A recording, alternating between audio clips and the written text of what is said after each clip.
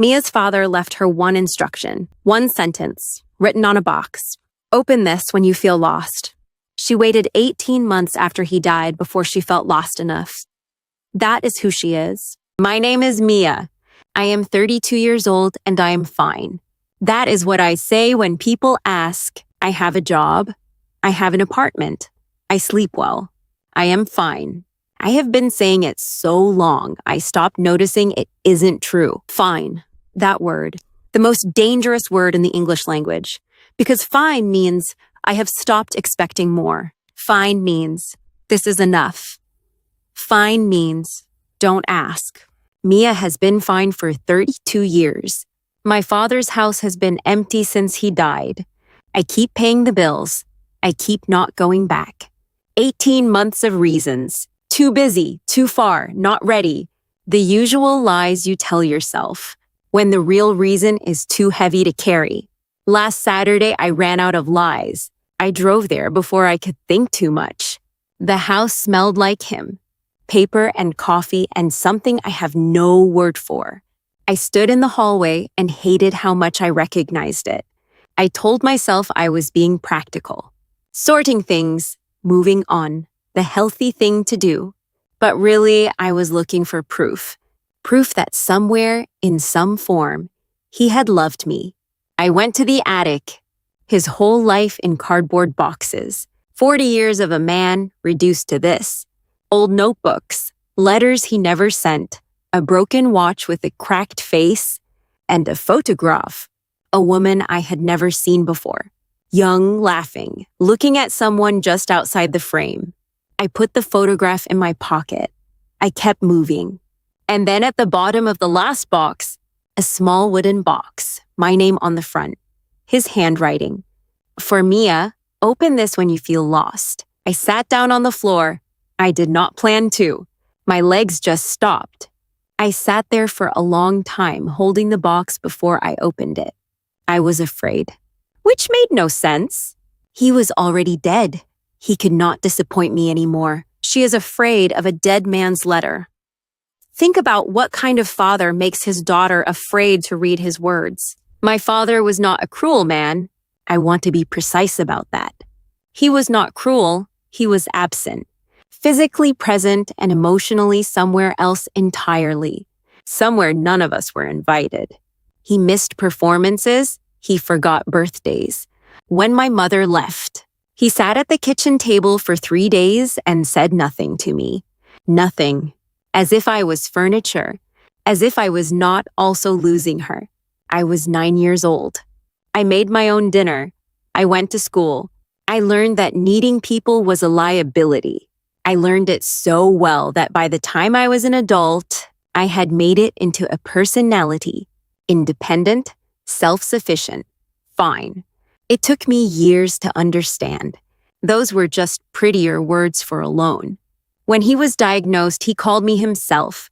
Calm voice, steady, like he was reporting a fact about a stranger. 18 months, maybe less, I wanted you to know. A pause, then, you don't need to come. He said that. You don't need to come. I believed him. I have not stopped wondering if I should have. I visited 4 times. 4 visits in 18 months. Each time we sat in his kitchen and talked about nothing. The weather, my job, a book he was reading. We never once talked about the fact that he was dying. We never once talked about us.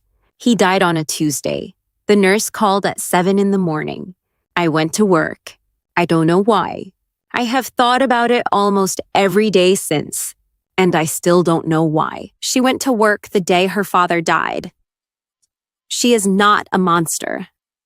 She is a woman who learned so young not to fall apart that she forgot she was allowed to. Inside the box, there were 2 things, a letter for me, and a second envelope, a name on the front I didn't recognize. Thomas Reed, an address 3 hours away. I read mine first.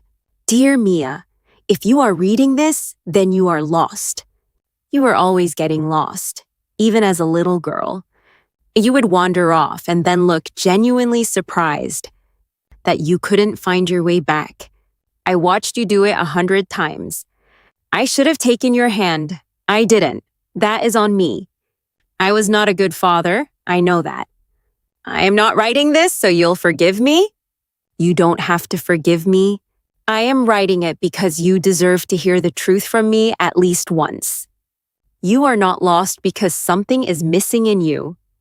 You are lost because I never showed you how to find yourself. I had the map and I kept it in my pocket. That was my failure, not yours, never yours. I am proud of you. I have been proud of you your entire life. I watched you become someone extraordinary, and I said nothing. Because I didn't know how. Because my father never showed me how. I told myself you knew. You didn't know. I'm sorry. I love you. I should have said it every single day. Dad. I read it twice. I cried through the first reading. I was furious through the second. Furious because it was exactly right. Every word. He knew exactly what I needed to hear, and he had known his whole life. And he chose a box in an attic over my face. He chose paper over presents, even at the end, even knowing he was dying. The letter is perfect. And that is the cruelest part. If he understood her that completely, then the silence was a choice. Every birthday he forgot. Every performance he missed. He knew. He just didn't act. I picked up the second envelope, Thomas Reed, and I remembered the photograph. The woman I didn't recognize, laughing, looking at someone just outside the frame. I took it out of my pocket and looked at it again. Something was pulling at me. Something I couldn't name yet. I searched Thomas Reed online. One result. A digitized local newspaper, 30 years old. A small photograph. A man outside a church. White hair already then. Pale eyes, not smiling. Standing next to a woman. The same woman. Younger than my father's photograph. But the same woman. I sat with that for a long time. My father kept a photograph of Thomas Reed's wife, hidden at the bottom of a box. For how long? 40 years? Longer? What does a man keep a photograph like that for? I did not let myself answer that question. Not yet. I put both photographs in my bag with the envelope. The next morning, I took the first train. 3 hours through flat gray fields. I didn't sleep. I didn't listen to music. I just sat with everything I thought I knew about my father, slowly rearranging itself into something I didn't recognize. The town was small, quiet in a way that felt permanent. I found the house at the end of a long road. Small garden, curtains half drawn, a light on inside. I stood at the gate for a moment. Then I knocked. Slow footsteps, the door opened. He was older than the photograph, thinner, but the same pale eyes, and behind him, on the hallway wall, a framed photograph of the woman. The same woman, younger in this one, smiling directly at the camera. I showed him the envelope. I said my name. I told him it was from my father. He looked at the envelope for a long time without taking it. Then he looked at me, really looked, the way people do when they are searching for someone else in your face. Is he dead? Yes. He nodded slowly. Come in. He recognizes something in her face. He is looking for her father in her features. These two men haven't spoken in 40 years. And this man is searching a stranger's face for the ghost of his oldest friend. His kitchen was clean and very cold. He made tea without asking. The envelope sat on the table between us. He didn't touch it. He looked at it the way you look at something you have been afraid of for a long time. He started talking before I could ask anything, like the story had been waiting behind his teeth for years. We were friends from 17, 40 years, through everything. He was the best man at my wedding. I took out the photograph. I put it on the table. I didn't say anything. He looked at it. His face changed. Something moved across it that I couldn't read. Pain and something else. Something older than pain. Where did you find that? He said. In his box at the bottom, hidden. He was quiet for a long time. Then He told me once before everything. He told me he had feelings for her. I told him it was impossible. She was my wife, and I thought that was the end of it. But then she died. 8 years after we married, she died. And a month after the funeral, your father came to me and told me he had loved her the entire time. 8 years. He had loved her the entire time. And said nothing and watched me be happy. And said nothing. He thought telling me was the honest thing to do. Maybe it was. It destroyed me regardless. I told him to leave. I told him I never wanted to see him again. And he didn't fight it. He just left, and we never spoke again, 40 years. He looked at his hands on the table. I have spent 40 years deciding whether I was right to do that. I still don't know. He picked up the envelope. He opened it standing at the counter with his back to me. He read it slowly. He did not move. The kitchen clock was very loud. When he turned around, his face was different, emptied out, lighter in a way that looked almost like pain. He said he understood why I sent him away, Thomas said. He said he would have done the same. He said he kept the photograph because she was worth remembering, and he hoped I had not forgotten that he loved me too, as a brother, that he had never stopped. I didn't say anything. There was nothing to say. This was between them, 40 years of it. I was just the person who carried the envelope. At the door, he stopped me. Your father used to talk about you, he said. Even in the years after, through other people, through old friends. He talked about you constantly. He just didn't know how to talk to you. He loved people loudly on the inside and silently on the outside. He knew it was a flaw. He couldn't fix it. I nodded. I walked to the station. I did not look back. He loved a woman he could never have.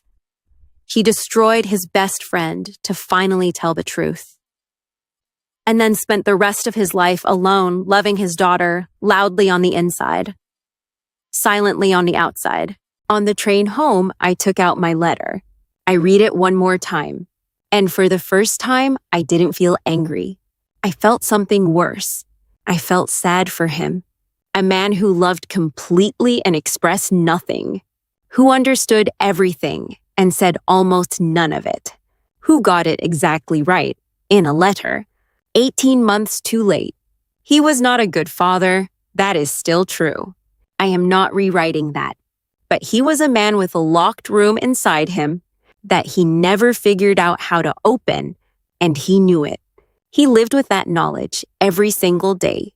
I think that might be its own kind of suffering. The house is still empty. I'm still paying the bills. Last week, I went back. I made coffee in his kitchen. I sat in his chair. I looked at the photograph of the woman I now know was Thomas Reed's wife. I put it back in the box. I closed the lid. Some things belong to the dead. But I kept my letter. I keep it in my bag now. Not because I have forgiven him. I am still working on that. Because it is proof. The proof I went looking for. It was there the whole time, waiting for me to be ready. Is there someone in your life you love on the inside and say nothing to on the outside? Don't wait until they have to find it in a box. Say it now. Badly. Imperfectly. While they can still hear you.